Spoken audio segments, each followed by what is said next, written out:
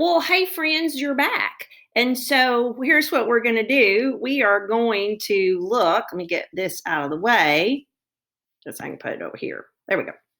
We are going to look at the tables of linear, quadratic, and exponential and see how we can figure out just from a table which is which.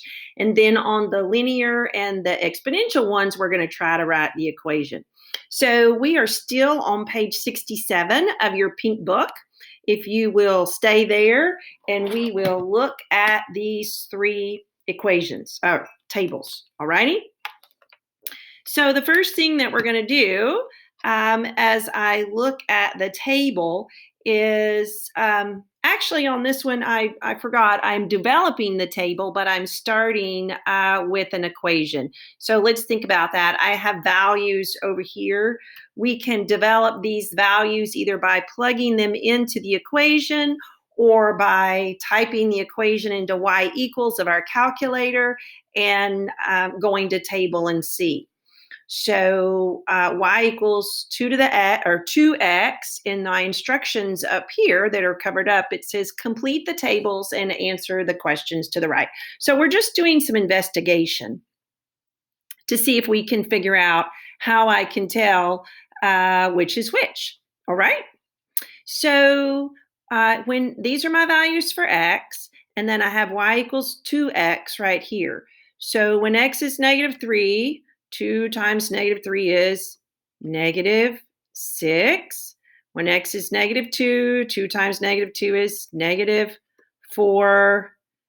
-2, 0 is 0. 2 times 1 is 2. 2 times 2 is 4. 2 times 3 is 6.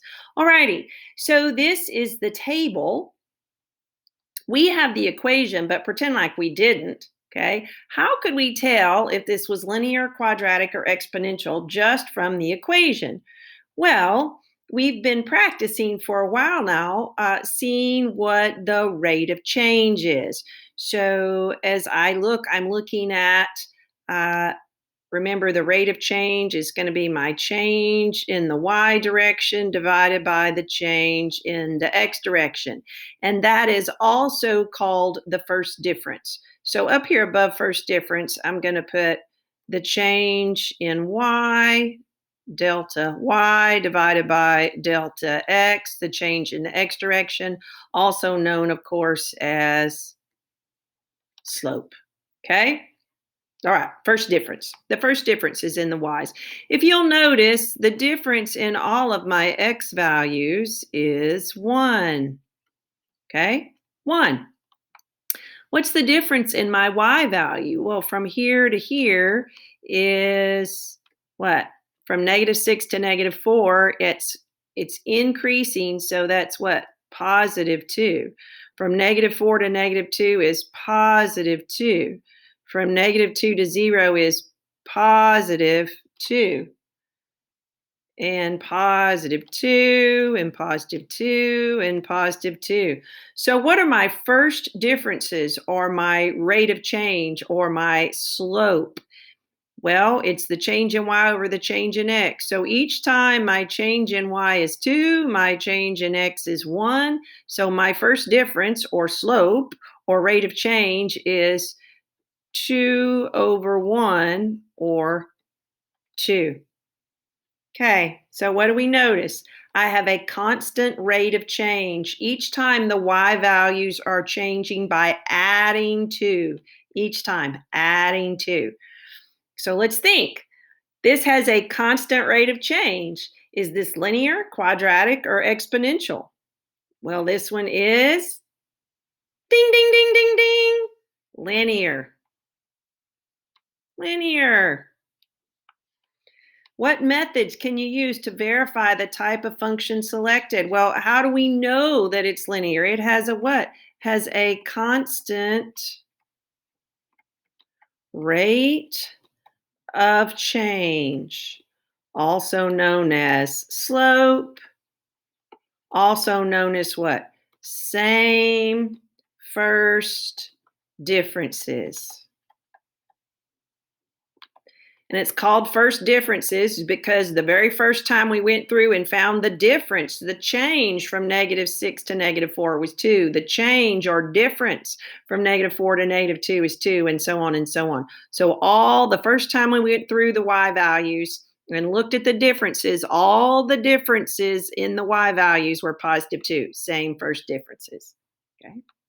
So that's how we can tell if it's linear, if it has the same first difference, right? Okay, we're going to skip this one for now, and let's come down here. Here's my table again. I'm generating it. This is x, -3 to +3, and here are my y values. Y equals 2 to the x. So think about what that probably is. You know how to tell what it is from an equation. Is this linear, quadratic, or exponential? Okay, think. All right. But when we plug in these values, and you can use your calculator on Desmos, you can use your head if you have a firm understanding about exponents. But if you don't, we could just use our calculator. Y equals, and I'm going to say 2 raised to the, and for x, I'm going to type in -3. Remember, a negative exponent means reciprocal. 2 to the third is 8. So 2 to the -3 means 1/8. All right. And when we type that in our calculator and hit table, we get 0.125. 0.125, which is the same as 1/8. All right. So I'm going to write 1/8. Okay. 2 to the -3 means 1/2 to the 3. That negative exponent means 1/. And 2 to the third is 8. Okay, that's where that answer comes from. All right, -2. Y equals, oh, I'm putting that in the, oh, my stars. Oh, my stars. Put that in the wrong place. Sorry. Let's write it down here. 2 to the -3 equals 1/2 to the third, which is 1/8. Right here, 1/8. And I'm going to get my eraser. My goodness gracious. Some of y'all be getting candy on this, I can tell right away. All right, -2. So what does that mean? Oops, need my pen again. 2 to the -2 is the same as 1/2 squared. Well, 2 squared is 4. So 1/2 squared is 1/4. Okay. 1/8, 1/4. Let's see what happens. -1. 2 to the -1 means 1/2 to the 1, which is 1/2. 0. Anything to the 0 power, except 0, that's undefined. Anything to the 0 power is 1. 2 to the 1 is 2. 2 to the 2 is 4. It's cut off on mine. 2 to the 3 is 8. So I'm going to draw a little arrow there so you can put 8. Well, actually, no, it won't write on the blue. You can put 8 right down here. All right, so by looking at the equation, we're pretty sure it's exponential, but on your assignment, you won't have the equations, you'll just have tables. So let's figure out what's happening. 1/8, so what's happening down the x column? I'm adding 1 each time. Okay, +1, +1, +1. All right, what's happening down the y column? 1/8 to a 4th. Yeah, let me think. 1/4 to a half. 1/2 to 1. Oh, well, 1/2 to 1, I can get there by adding 1/2 or multiplying by 2. So let's see what happens on the next one. 1 to 2. Can I get there by adding a half? No. Can I get there by multiplying by 2? Uh-huh. So multiply by 2. How can I get from 1/2 to 1? Multiply by 2. How can I get from 2 to 4?